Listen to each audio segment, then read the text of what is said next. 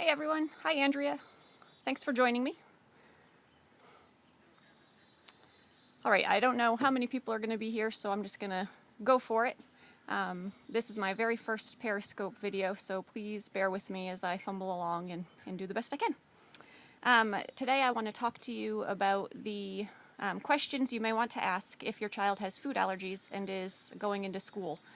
It probably is especially relevant for people who, well, for kids who are starting school for the first time, whose kids might already be in school but maybe have just been recently diagnosed with food allergies, or even if your child is in daycare or going into daycare and has food allergies.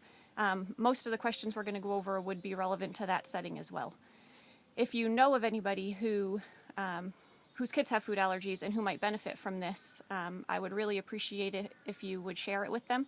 I think if you swipe right on your iPhone or up with an Android, there's a share option there. And if you have any questions as we're going along, that would be wonderful.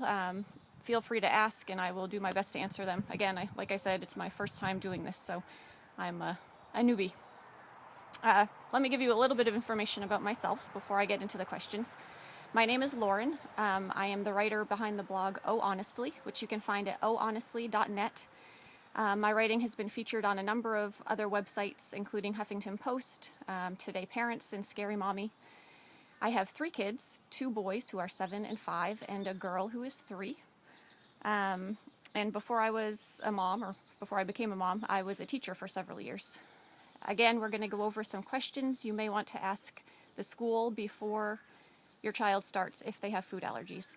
The reason that I'm even talking about this is that our 5-year-old, Samuel, has both a dairy allergy and a nut allergy, which we have known about since he was pretty young. So this year he'll be going into kindergarten, and last year he started pre-K, which was the first time he was really away from me for any regular period of time, and especially during meal times, which school can be scary when it's first starting anyway, both for the parents and for the child, but when you throw food allergies in there, it's like a whole extra level of stress, just because you don't know what the other kids are going to be bringing in. You don't know what your child might mistakenly eat. So it soon became apparent to me last year, within the first day of him starting school, that there were some questions I should have asked and some homework I should have done before the school year started that would have saved me quite a bit of stress. And so I just want to be able to help whoever is coming up to this point learn from my mistakes, and hopefully you'll have a little bit of a smoother transition. A few weeks into the school year last year, I wrote a post entitled 4 Tips to Navigate School Waters with a Food Allergic Child, which gives 4 tips on making that smooth transition. I'm not going to go over all that information today, so I will give you some links at the end of this broadcast that will show you where to find all that. It's all on my website, ohhonestly.net, but I'll give you a little bit of a clearer direction a little bit later on. Today I just want to go over the questions. So I've split them into 2 main categories. First of all, we have the school-wide policy questions, and then there are the classroom policy questions. If you want to grab a pen to write them down, feel free, but I have typed up a 1-page checklist that you can actually print from my website. And again, I'll give you the information about where to find that. It's ohhonestly.net, but so you don't have to search around. I'll let you know where you can find that at the end of the broadcast. So feel free to write them down, but you don't have to, because I've done the work for you, and you could even attach the questions as an email to the school if you didn't feel like typing them out again. All right, so Samuel, my son, he is 5. He's going to be starting kindergarten, and last year he was in pre-K, and it was our first time facing school with food allergies. I should have probably talked to the principal ahead of time and found out what the school-wide policy questions were, or the school-wide policies were in regards to food allergies. So I suggest you email or call or even set up a meeting if you feel more comfortable doing that. These are the questions I would ask. Are there allergy-free classrooms? Most schools do have them nowadays.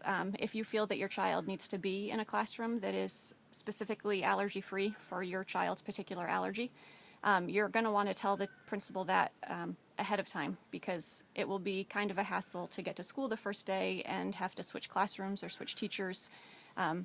So the earlier you can do that, the better. Medication questions. This is where I really ran into problems and realized I should have done some homework ahead of time. I showed up to school the first day with Samuel, and I had his EpiPen and his prescription, and I thought I was doing really well. Well, then they asked me if he had Benadryl and if he had a prescription for Benadryl, and the answer was no. I hadn't even considered that, especially since it's an over-the-counter medication. I didn't realize he would have to have a prescription.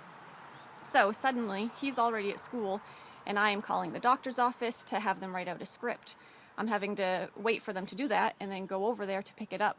I had to go to the store to pick up a new bottle of Benadryl and run it back to the school with the prescription. This entire time, I'm thinking, oh my goodness, this is probably the first time he's going to have some kind of reaction that requires Benadryl, and he doesn't have any. Thankfully, everything was fine. He didn't have any reaction, but I was stressed out, and it would have saved me a whole lot of stress and a whole lot of time if I had known ahead of time to get that Benadryl and that prescription. So ask the school what their medication policies are. Do they need prescriptions for every medication that your child is going to take, even if it's over the counter? And do you need to provide those medications? Another question you want to ask, where are the medications kept? Most of the time it's going to be in the nurse's office. But in the case of an EpiPen, if your child does have an EpiPen, you're going to want to probably have that in the classroom. Because if there's a reaction, hopefully it doesn't happen, but worst case scenario, you want that to be nearby so they don't have to run down to the nurse's office while your child is having an anaphylactic reaction. Another question you may want to ask, should you provide more than one of each medication to be kept in various places? I know in a lot of schools the EpiPen is kept like in a fanny pack, and it will actually follow your child around from place to place. So if your child goes out to recess or to the lunchroom or to specials, it actually follows them and it goes where they go. But if the school doesn't do that and they want to have one in the classroom, one in the nurse's office, that might be something you want to find out ahead of time so you know how many of each medication to provide. All right, lunchroom policies. Are there allergy-free tables? A lot of schools do this, and I'm just going to use peanuts as an example. One, because I'm familiar with it, and two, because that is usually a big one. Oftentimes there's a nut-free table, and so all the kids who don't have, say, a peanut butter sandwich that day are able to sit at that table, which is fantastic. Your child, of course, gets to socialize during lunch, and there are kids that can sit with him or her. But you might want to ask, just because it's an allergy-free table, is it wiped down in between meal times? If your child is sitting there, but the lunch period before, there was a kid sitting there that had a peanut butter sandwich and they didn't wipe the table down, well, it's not really going to do you any good. So do they wipe down the tables in between meals? You may also want to ask if kids are required to wash their hands after lunch. I don't know of any school that requires kids to do this. But again, it's all well and good if your child is at an allergy-free table, but if the kid at a different table had a peanut butter sandwich, didn't wash his hands, and then your kid and that kid are sitting side by side in the classroom, we all know that kids can be messy and get things on their hands, and depending on the severity of your child's allergy, it could be a problem if the kid he's sitting next to has peanut butter on his hands. So, yeah, if your child has a really severe allergy, you may want to ask, do the kids wash their hands? And if they don't, you may want to see if that can become a policy that is put into place. All right, so allergy-free classrooms, medication questions, and the lunchroom policy questions. Those are the questions I wish I had asked the principal as far as school-wide policy. Now I'm going to get down into more specific classroom policy questions. Again, email the teacher, call the teacher, set up a meeting. Communication is so important. And the sooner you start communicating and the more open you are in communicating, the more comfortable you're going to feel, the more comfortable the teacher is going to feel. And your child will pick up on that too. And she'll be more comfortable if she knows that you and the teacher are comfortable with what's going on. the first question I would ask, is there a snack time in the classroom? If your child's in elementary school, then the answer is probably yes, and possibly even multiple times. I know Samuel's class had a morning snack and an afternoon snack if the kids were there all day. Most of these questions go along kind of with the lunchroom questions. If your child's in an allergy-free classroom, then you don't need to ask about an allergy-free table, but you may still want to ask, are the tables wiped down after snack? Parents of kids who don't have food allergies, they may know that they're not supposed to bring in a certain food if it's a nut-free classroom or whatever the case may be. But oftentimes they don't know that certain allergens have different names. For instance, Samuel's allergic to dairy, and it also shows up on an ingredient label as whey. But to the uninformed parent, they wouldn't know that. So it might be a good idea just to ask if tables are wiped down after snack, if the kids have to wash their hands after snack. I know it can be hard because you don't want to be that parent, but we are our kids' biggest advocates, and we are going to be the most careful out of anybody. So you've got to do what you've got to do. And we can do it pleasantly so that we're not that parent. The other question, how are special days handled?